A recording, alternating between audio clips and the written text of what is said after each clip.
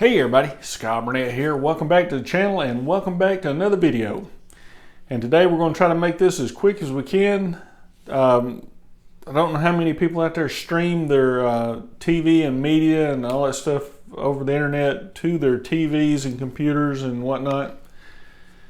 But I had a family member ask me a few questions about using a Roku. And this is a Roku streaming stick. Very simple device, works great, got them all throughout the house. I think this one was $49. Comes with a little HDMI on one end, you plug into your TV, and then a little USB power delivery that you can either get off your TV or a little power brick. And a neat little remote. But there's all kind of devices, Apple TVs, Fire Sticks, computers, Raspberry Pi, whatever you use. But this is primarily for the Roku.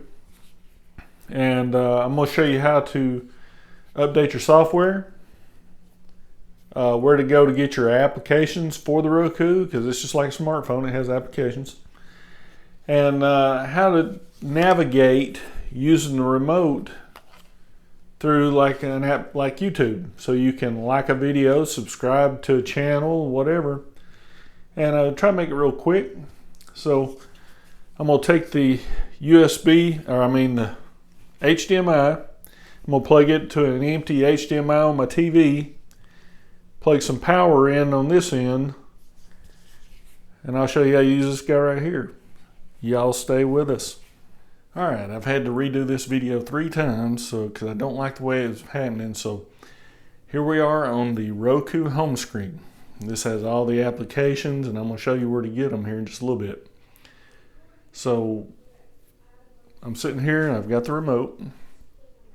So the first thing you want to do is go in and set up your wireless or wired network connection. This has a wireless. So I'm going to go down to settings, and all I'm doing is using the bottom arrow key. When I get down to settings, I'm just going to go to the right. I'm on network. You can look at your about, and it shows what mine is, and I probably shouldn't have showed that. You can also check your connection if you're having a problem with it. And as you can see on the screen there, it's going to check it.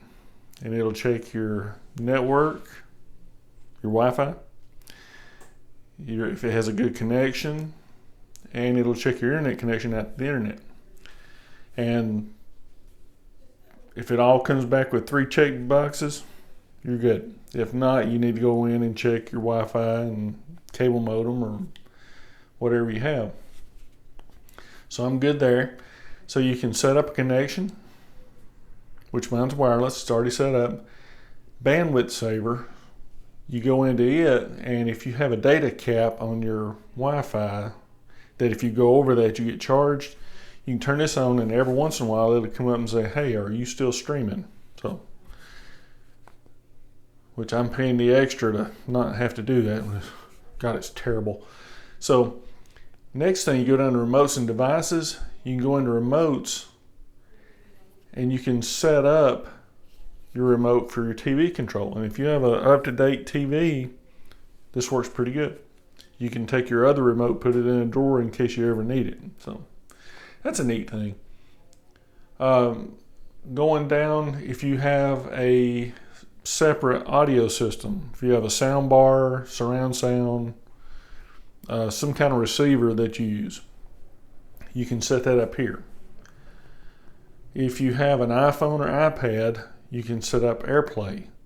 Whereas if you have your phone, which I'm recording my phone, so you can have your phone, you can be watching a video, you can hit the little share button or the AirPlay button and send it right up to your Roku, which is a neat thing to have.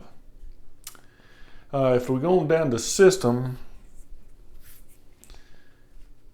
we can go and do a system update like you would on your computer or phone or whatever else.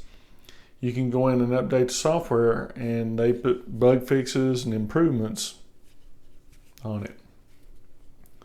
You go do that.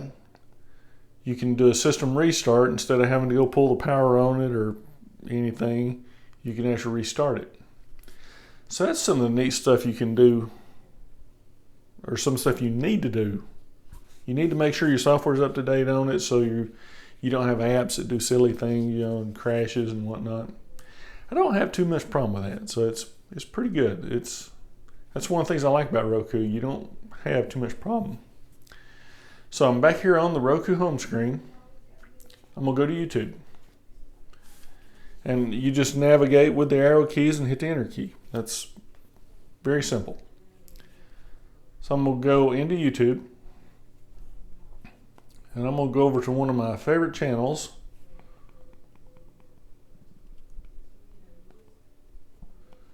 There's a guy named Scott Burnett. You may have heard of him. Got a good channel. So I'm gonna play the video, and I'm just navigating and hitting enter. That's all I've been doing the whole time. When you get the video going, see, look at that guy. Isn't he something? So you use the arrow keys. You can click twice up, and you get a little menu. You click over, and there's three little dots, and it says more. You hit enter. This will tell you what resolution it's in. Oh, heck, too slow. You can go over here, and all I'm doing is arrow key and an enter, and I can hit like. You can dislike. You can subscribe to the channel. You can do it on any channel, and that's just a simple way that you can go in and like, dislike, report, and you give comments, whatever, on a YouTube video. And one of my family members has asked me about that. So you don't have to have your phone or iPad or computer or whatever sitting there. One of the other things that you can do, there's all kind of apps for this thing. And I'm going to go back to the home button. You got a home button right here. There's a lot of free channels you can get for kids or whatever, and you don't have to have a subscription, if you want to watch certain channels. And a lot of them, they give you free channels. Let's say if I wanted to watch The Sopranos, I probably could, if it's a featured free thing. There's news and sports and all kind of stuff. There's all kind of free stuff that you can watch on this. It's silly to go spend a lot of money like I do, but anyway, that is how to operate the remote. And all the fast forward and play buttons work on here for YouTube and Netflix and all that stuff, Amazon, and there are buttons down at the bottom for like Netflix and Sling, Hulu, and all that. Those work too, and they take you right to it, and then you can use all the function keys. So let's go to the computer, and I'll show you where to add the applications for the Roku. All right, so here I am, Roku.com, in the web browser on my computer. It's a lot easier to do this on the computer than it is on Roku itself initially. So what you got to do, you got to go down to the bottom of this. You got to create a Roku account. And this is the way I do it. You go in and create a Roku account, and then you'll activate the device. And there's step-by-step instructions on how to do that when you do this, so it's very easy to do. So once you activate the device, then you can go through and plug it into your TV and do everything you need to do. So once you activate the device, well, you'll want some applications on it. You'll want Amazon, Netflix, YouTube, whatever. So that's when you'll go over to channelstore.roku.com. And you can search for a channel, or you can see the featured channels, news, and updated.